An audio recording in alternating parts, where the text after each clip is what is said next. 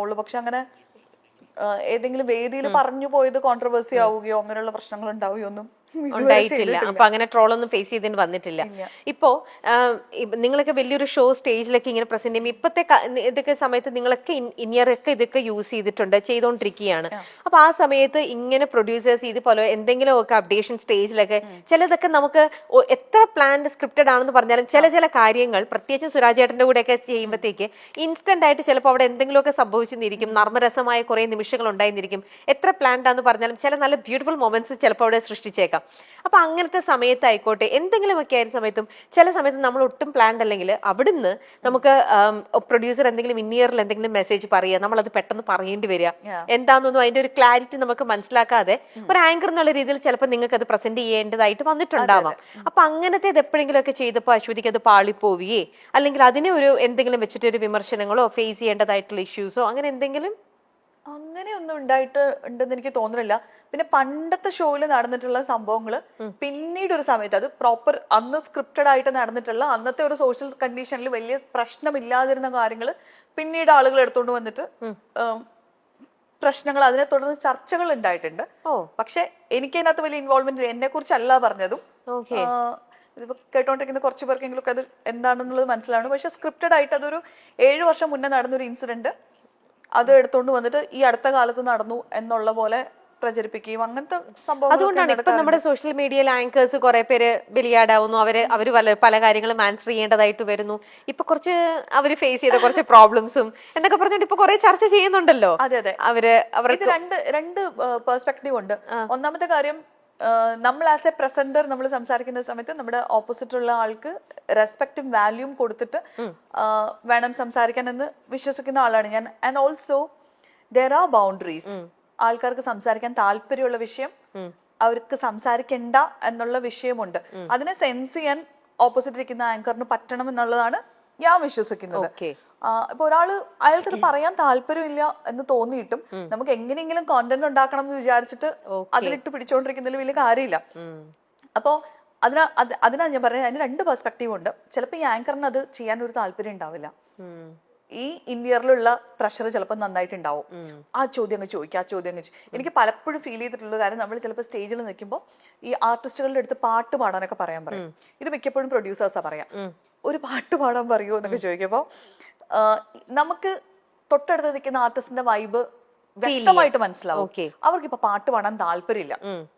അപ്പൊ ഇത് പാട്ട് പാടൂ എന്ന് പറഞ്ഞ് നമ്മളാണ് ആക്ച്വലി എംബാരസ്ഡ് ആവുന്നത്. നമ്മളെയാണ് ഓഡിയൻസ് കാണുമ്പോ ഈ പെണ്ണിന് ഒരു സെൻസും ഇല്ലേ, like it is very clear അവർക്ക് ഇപ്പൊ പാടാൻ അല്ലെങ്കിൽ വേറെ ഏതെങ്കിലും സ്റ്റേജിൽ അഭിനയിച്ചൊരു തമാശയോ ഒരു സിനിമയിലെ സിറ്റുവേഷനോ അവർക്ക് വീണ്ടും അതവിടെ ചെയ്യാൻ അവർ പ്രിപ്പയർഡ് ആയിരിക്കില്ല, അവർക്ക് താല്പര്യം ഉണ്ടായിരിക്കില്ല. പക്ഷെ കണ്ടന്റ് ഉണ്ടാക്കാൻ വേണ്ടിയിട്ട് ഇതുപോലെ ഒന്ന് പറയൂ എന്ന് പറഞ്ഞിട്ട് അങ്ങനെ ചെയ്യുന്ന ആൾക്കാരും ഉണ്ട്.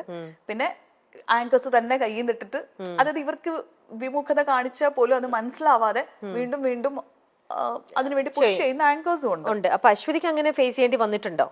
ഡെഫിനറ്റ് ആയിട്ട് നമ്മള് ഷോസ് ഒക്കെ ചെയ്യുന്ന സമയത്ത് പ്രൊഡ്യൂസേഴ്സ് അതുപോലെ പലതും പറയാറുണ്ട്, അങ്ങനെ അത് ചോദിക്കൂ ഇത് ചോദിക്കുന്നൊക്കെ.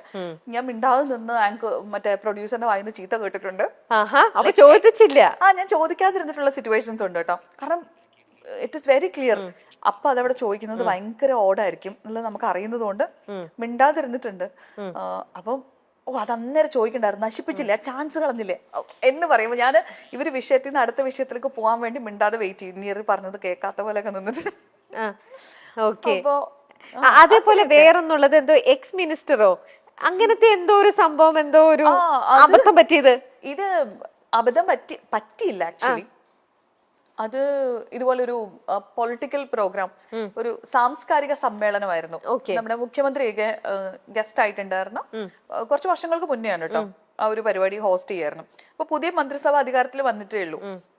അപ്പൊ എനിക്കിവിടെ വന്നിരിക്കുന്ന അതിഥികൾ ആരൊക്കെയാണെന്നുള്ളത് വ്യക്തമായിട്ട് അറിയില്ല, ഫുള്ള് ചാർട്ട് കിട്ടിയിട്ടില്ല.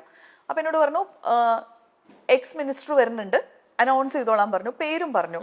അപ്പൊ എനിക്ക് എന്റെ അറിവില് കഴിഞ്ഞ മിനിസ്ട്രിയിൽ ഇങ്ങനെ ഒരു മിനിസ്റ്റർ ഇല്ല. ഈ പേര് എനിക്ക് ഫെമിലിയർ അല്ല. എങ്ങനെയാണ് നമ്മൾ എത്ര പൊളിറ്റിക്സ് ഫോളോ ചെയ്യാത്ത ആളാണെങ്കിലും മിനിസ്റ്റേഴ്സിന്റെ പേര് നമ്മൾ കേട്ടിട്ടുണ്ടായിരിക്കും. അപ്പൊ എനിക്ക് അങ്ങനെ ഒരു മിനിസ്റ്റർ പരിചയമില്ല. പക്ഷെ എന്റെ അടുത്ത് നിന്ന് ബാക്ക് സ്റ്റേജിൽ നിന്ന് ചേട്ടൻ എഴുതി തന്നു, എക്സ് മിനിസ്റ്റർ അനൗൺസ് ചെയ്യുന്നു.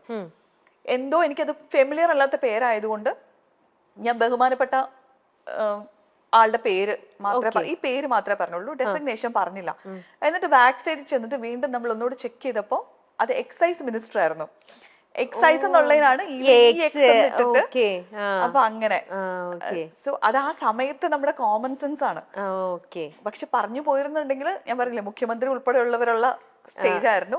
എക്സൈസ് മിനിസ്റ്റർ എന്ന് പറഞ്ഞെങ്കിൽ എനിക്ക് ആ സ്പോട്ട് കിട്ടിയാണ്. അതിലും സേഫ് ആയിട്ട് നിൽക്കാൻ പറ്റി. ഇൻസിഡന്റ് ഞാൻ എവിടെയോ പറഞ്ഞിട്ടുണ്ടെന്ന് തോന്നുന്നു. ആണല്ലേ? അപ്പൊ അത് സേഫ് ആയിട്ട് എന്തായാലും നിൽക്കാൻ പറ്റി ആ ഒരു കാര്യത്തില്. ഓക്കെ, നമുക്ക് അടുത്ത ചോദ്യം. സെൽഫ് പ്രൊമോഷനും സെൽഫ് ഹൈപ്പും എന്തും ചെയ്യുന്ന ആർട്ടിസ്റ്റുകൾ ചിലപ്പോഴെങ്കിലും ടെലിവിഷൻ ആർട്ടിസ്റ്റുകൾക്ക്, പ്രത്യേകിച്ച് അവതാരകർക്ക് തലവേദന ആകാറുണ്ട്.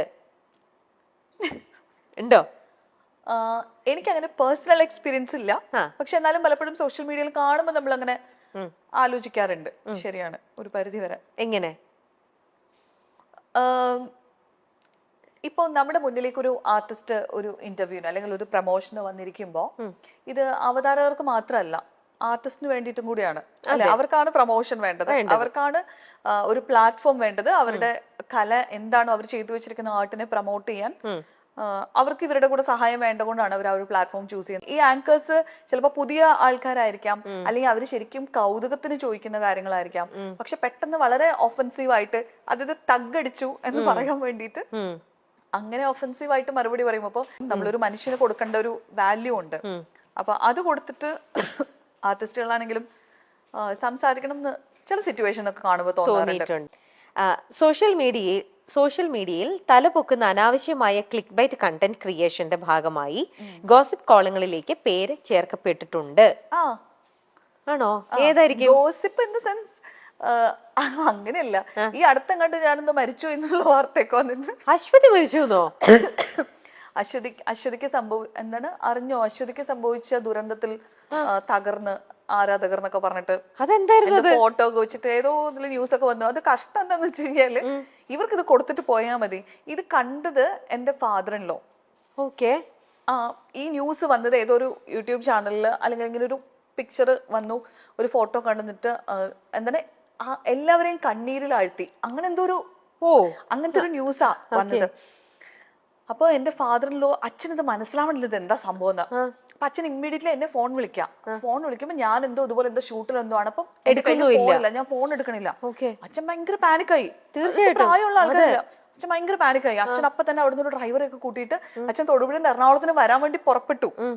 എന്നുവെച്ചാ ഒന്ന് ആലോചിച്ച് നോക്കൂ, ഇവരൊരു ക്ലിക്ക് ബൈറ്റിന് വേണ്ടി ചെയ്യുന്ന കാര്യമായിരിക്കും. അച്ഛൻ എന്തെങ്കിലും സംഭവിച്ചിരുന്നെങ്കിലോ? ശരിക്കും അതെ, അവരെത്രത്തോളം അപ്പോ അമ്മയോട് പോലും പറയാൻ പറ്റണില്ല അച്ഛൻ ഇപ്പൊ ശരിക്കും വല്ലതും പറ്റിയതാണോന്ന്. പക്ഷെ അച്ഛൻ അവിടെ നിന്ന് ഇറങ്ങണതിന് മുമ്പ് ഞാൻ നോക്കുമ്പോ അച്ഛന്റെ മിസ് കോൾ ഇങ്ങനെ കിടക്കുക. അപ്പൊ ഞാൻ എന്താ അച്ഛാ ചോദിച്ചപ്പോ അപ്പോഴാണ് അച്ഛന് ശ്വാസം നേരെ വീഴുന്നത്. അപ്പൊ ഇതുപോലുള്ള സംഭവങ്ങൾ ഉണ്ടാവാറുണ്ട്. പിന്നെ ഇതുപോലെ തെറ്റിദ്ധരിപ്പിക്കുന്ന ക്യാപ്ഷനുകൾ കൊടുക്കാറുണ്ട്. പിന്നെ നമ്മള് ഏതെങ്കിലും ഒരു കമന്റിൽ എവിടെയെങ്കിലും നമ്മൾ പറഞ്ഞൊരു കാര്യം അല്ലെങ്കിൽ ഒരു റിപ്ലൈ കൊടുത്തൊരു കാര്യം എടുത്തു കൊണ്ടുപോയി ടൈറ്റിലാക്കി ഇട്ടിട്ട് അതായത് കാണുന്നവർക്ക് പെട്ടെന്ന് നമ്മളെന്തോ ഒഫൻസീവ് ആയി പറഞ്ഞു അല്ലെങ്കിൽ അങ്ങനത്തെ ഒരു ഇമേജ് കൊടുക്കുന്ന തരത്തില് വളച്ചൊടിച്ചൊക്കെ ഇടുന്നത് അത് വളരെ കോമൺ ആയിട്ട് സംഭവിക്കുന്നത്.